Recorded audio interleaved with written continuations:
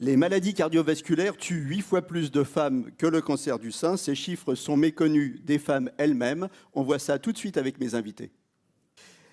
Alors avec moi sur le plateau, donc Marie-Christine Cavecchi, vous êtes présidente du conseil départemental du Val d'Oise. Le docteur Patrick Assiag, vous êtes cardiologue et vice-président de la Fédération française de cardiologie. Karine Laurent, vous êtes pharmacienne, vous êtes blogueuse, vous êtes journaliste et vous animez des stages pour que les femmes se bougent. Et on verra à quel point c'est important. Et Philippe Sueur, vous êtes le maire d'Enghien-les-Bains. Vous accueillez les entretiens médicaux d'Enghien dans votre ville santé. Alors, 147 000 personnes décèdent chaque année en France d'une maladie cardiovasculaire. 54% sont des femmes. Vous nous avez dépassé, mesdames. C'est un score plus enviable, mais vous nous avez dépassé. Plus de 11% des femmes victimes d'un infarctus ont moins de 50 ans. Elles n'étaient que 4% en 1995. Les femmes prennent conscience de ces chiffres alarmants et se mobilisent, comme le montre cette initiative que vous avez lancée en juin au conseil départemental. On va voir le petit sujet tout de suite, si c'est prêt à démarrer en régie. C'était donc une initiative. 95 femmes du 95 se mobilisent pour le cœur des femmes. Comme on dit, magnéto, Laurent. Alors, le magnéto, ce sera en post-prod, mais on pourrait, si vous avez le sujet, on pourrait le montrer quand même au... Pardon ? Il n'est pas dans la régie. Alors, donc ce sera en post-prod, le magnéto. C'est pas grave, je vous en dis deux mots comme ça. C'était bien, voilà. Et alors, donc, vous allez nous parler de cette opération. 95 femmes se mobilisent pour le cœur des femmes. Qu'est-ce que c'était ? Alors, c'était 95 femmes. Je vais prendre un micro, peut-être ? Bien sûr. 95 femmes se mobilisent pour le 95 cœurs, on va dire. Dans le 95, naturellement, c'était un petit peu facile.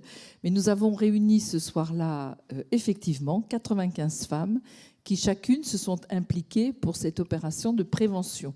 Puisque nous avons appris et nous avons entendu toute la journée, moi j'ai entendu les dernières interventions, que les femmes étaient finalement presque plus fragiles et ne le savaient pas que les hommes. Et il me semblait qu'il était temps de bousculer un petit peu les habitudes et les esprits à travers cette opération, un petit peu de communication, mais qui lançait les choses. La communication est très importante puisqu'on a entendu que la prévention, c'était un des facteurs clés maintenant pour progresser. Oui. Donc la communication, elle est au cœur du dispositif. Voilà, tout à fait. Le conseil départemental est tout à fait présent dans la prévention, puisque nous avons en charge, je tourne le dos à beaucoup de monde, ça m'ennuie, nous avons en charge... On vous voit sur les écrans. Ah bon, très bien. Nous avons en charge les collèges, donc les collégiens. Et vous avez parlé, monsieur, tout à l'heure de, effectivement, cette prévention qu'il faut faire auprès des collégiens. Nous avons en place des actions éducatives dans les collèges. C'est tout à fait particulier au conseil départemental du Val d'Oise. Et des actions santé. Alors aujourd'hui, nous avons des actions santé contre le tabac, par exemple, prévention du tabac. Et depuis le mois de juin dernier, nous avons orienté nos axes de prévention pour particulièrement les jeunes filles, puisqu'il faut qu'elles apprennent à ne pas suivre les garçons n'importe comment. Alors aujourd'hui, les femmes, elles cumulent, elles vivent comme des hommes finalement, donc elles cumulent les mêmes facteurs de risque, tabac, alcool, sédentarité, obésité, mais avec une grosse différence malgré tout, c'est qu'elles ont trois phases clés dans leur vie, qui sont trois phases clés de leur vie hormonale, contraception, grossesse, ménopause. Donc ça fait la différence. Oui, ça fait la différence. Ça fait la différence si les femmes ne font pas attention, en fait. Mais si elles font attention, s'il y a une précaution concernant le contraceptif, s'il y a une précaution lors de la prise du traitement hormonal de la ménopause, maintenant, puisqu'on dit peu en traitement hormonal substitutif, mais THM, en fait, lorsqu'elles sont bien suivies et surtout lorsqu'elles ont une consultation, on va dire, entre 45 et 50 ans, ce que nous, on propose de plus en plus au niveau de la Fédération française, qu'on va proposer donc dans les instances gouvernementales, qui permettrait de faire un cap. Vous voyez, c'est le cap 45-50, en fait, qui est important, parce que c'est à partir de là que tout va se déclencher. Tout se déclenche à un point de vue hypertension, point de vue diabète, point de vue cholestérol, hypertension, et malheureusement, les complications des 4 facteurs de risque que sont les événements cardiovasculaires, à la fois l'infarctus du myocarde, mais ça peut être également un problème d'accident vasculaire cérébral. Donc vous voyez, c'est capital ça. Ça c'est capital parce que si on ne fait pas, si on ne met pas, si vous voulez, un cap quelque part, eh ben, il y a une fatalité. Et nous, on ne veut surtout pas qu'il y ait une fatalité chez la femme. Donc pas de fatalité chez la femme. Les facteurs de risque, on en a parlé. Parmi les facteurs de risque, la sédentarité. Alors vous, Karine, vous allez dans les entreprises et puis vous les remuez, vous les secouez. Oui, alors c'est vrai qu'on en parlait tout à l'heure, la place de la femme évolue dans la société. Et c'est vrai qu'il y a une chose très très importante, c'est qu'aujourd'hui les femmes travaillent. Et que bien évidemment, au regard de cette activité professionnelle, il y a aussi toute la partie vie privée à gérer. Donc quand on additionne les deux, il y a finalement très peu de temps pour faire de l'activité physique. Mais nous aussi, on travaille, on a une vie oui, privée. tout à fait. Mais messieurs, alors bien que les choses évoluent, les tâches inhérentes aux enfants restent encore majoritairement des tâches féminines, même si on est en évolution, je vous l'accorde. Et c'est très bien, il faut continuer comme ça. Donc je dirais avec cette problématique de manque de temps, il faut trouver des alternatives. Et c'est vrai que qu'est-ce qu'elles vous disent, les femmes? Elles vous disent, moi j'aimerais bien faire du sport, mais je peux pas. Voilà, elles me disent, j'aimerais bien faire du sport, mais je ne peux pas. Donc là, tout l'intérêt de pouvoir développer l'activité physique en entreprise. Et ce que je dis, c'est... Alors moi, j'ai un message, c'est vrai que j'ai un regard de professionnelle de santé et de pratiquante. Je dis le message, faites du sport, c'est bon pour la santé. Je pense qu'il faut arrêter aussi. Moi, j'ai un message qui est très clair. C'est avant toute chose, faites du sport. Il y a quelque chose qui ligue tout le monde dans le sport. C'est le plaisir et de le faire avec des gens que l'on apprécie. Et je pense qu'en entreprise, il y a un enjeu réel. Le dernier rapport santé au travail montre effectivement des chiffres catastrophiques dans le milieu de l'entreprise.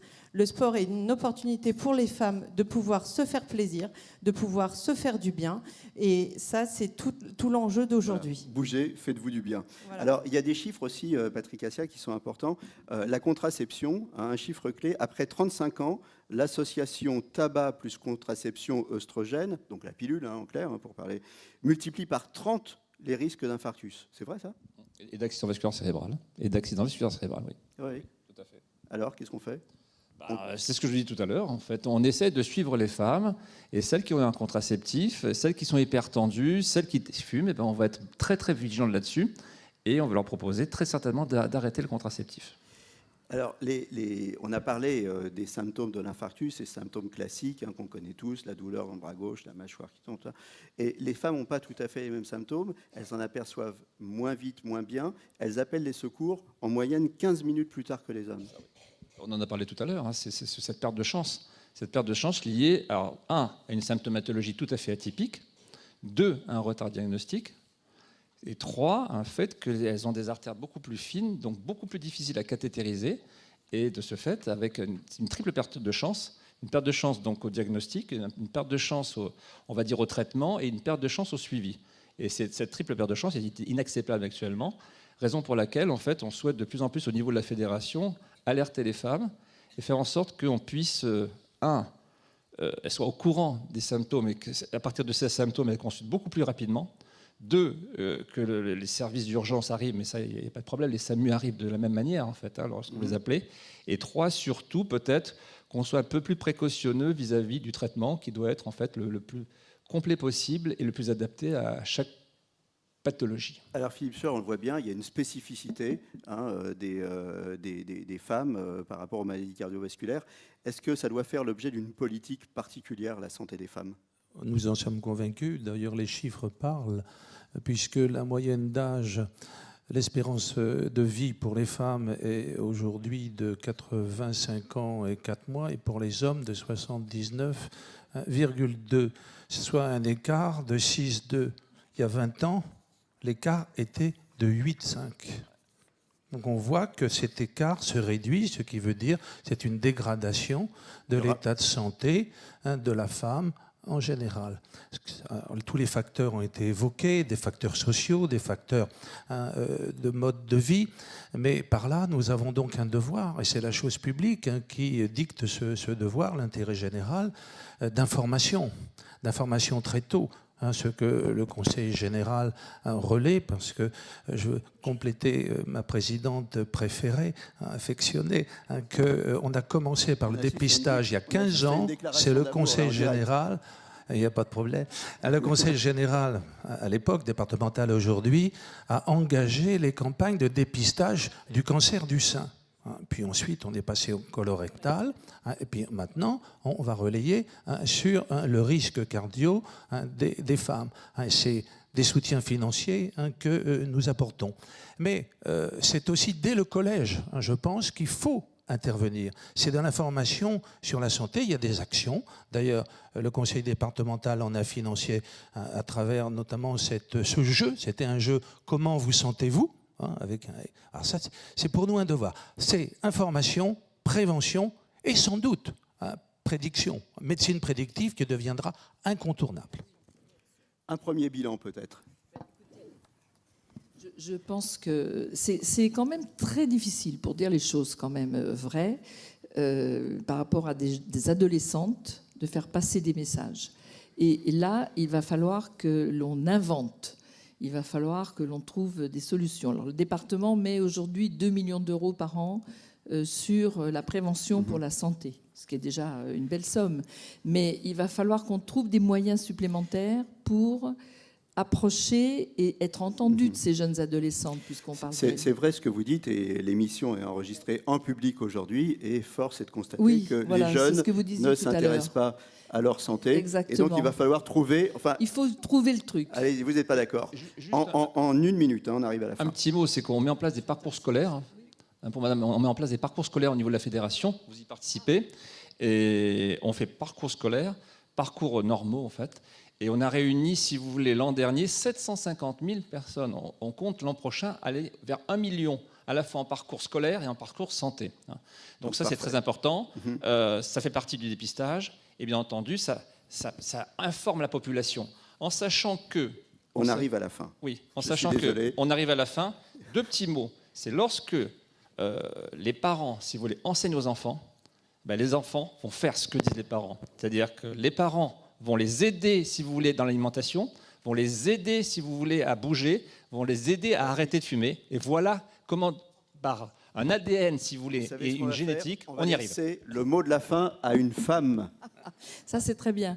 Je vous remercie. Je voulais simplement insister sur le fait que vous avez parlé de sport tout à l'heure, de pratique sportive. 2 mots, activité sportive. Eh bien, le département s'est fait un devoir, un plaisir de mettre en valeur justement la pratique féminine sportive. Et à chaque fois qu'il y a du sport féminin, on rajoute des sous. Eh ben c'est parfait. Voilà. Merci à tous d'avoir accepté l'invitation de Capital Santé. Merci à toutes les femmes qui ont relayé et qui vont continuer à relayer la campagne sur les réseaux sociaux. Voilà. En attendant, portez-vous bien et surtout, mesdames, prenez soin de votre petit cœur parce qu'on vous aime.